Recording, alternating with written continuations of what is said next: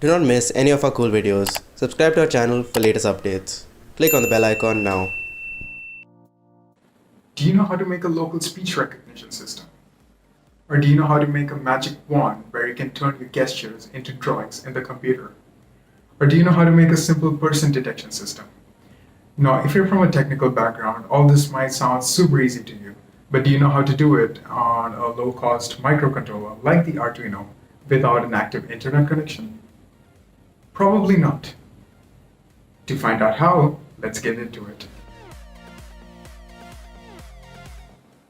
Hello everyone, welcome to RoboCraze. My name is Thomas, and in this video I'm going to show you how to run some TinyML applications on the new Arduino Nano 33B. Now, if you're unfamiliar with this microcontroller, I've already covered a video explaining what this is, all the features it contains, and how to get started in Arduino IDE.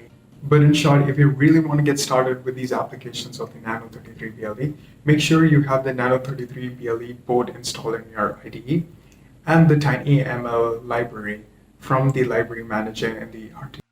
To get started, open Arduino IDE, go to Tools, click on Boards, Arduino Embed Board, and select Nano 33 BLE.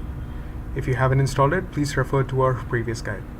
Now for the program, go to File, Examples, go to Arduino TensorFlow Lite, and click on Microspeech. To upload the code, connect the Arduino to the computer and double-click on the Onboard button. That'll put it into a boot mode where you can upload your programs. Now again, go to Tools and select the correct COM code, as putting the device into boot mode will change the COM code.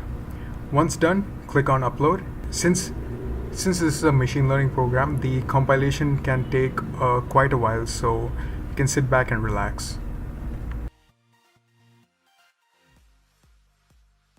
Once the upload is done, you'll again have to change the COM port.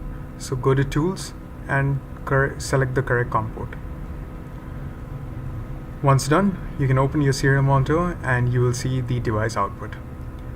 So in order to use this program, you have to clearly say yes or no. Yes. No.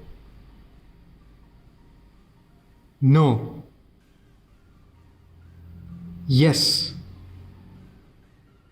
Yes. No.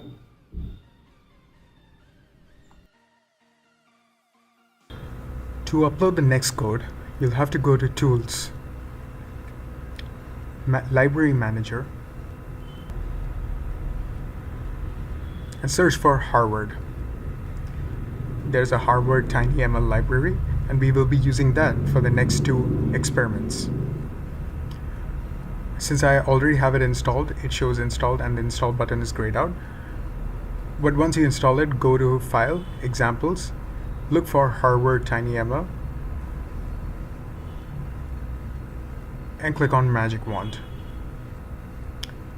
Again, similar to before, put your device into boot mode, go to Tools, select the correct COM port, and click Upload. Again, as before, since this is a machine learning application, the compilation time will take a while. Once the upload is done, open serial monitor, maximize it, and you can start making gestures with your Nano board, and the approximate guess should be printed on the serial monitor. Note that this wouldn't be very accurate, but it's a proof of concept and you can get some approximations. So as you can see, as different gestures that I do show up in different shapes, and you can take advantage of this to build applications. The next example I will be showing you is the person detection algorithm. So again, go to the examples, go to Harvard Library, and click on person detection. Put the device into boot mode, select the correct COM port, and upload the code. Again, as with all machine learning applications, the compilation time will take a while, so do not worry that your compilation got stuck. Once the code is uploaded, you have to connect your board to the TinyML daughter board with the OB7675 camera. This OB7675 camera is the camera that is used by the Nano board to run the person detection algorithm. Once done, open the serial monitor and you should be able to see a scoring system where the Nano tries to guess the object it sees is a person or not.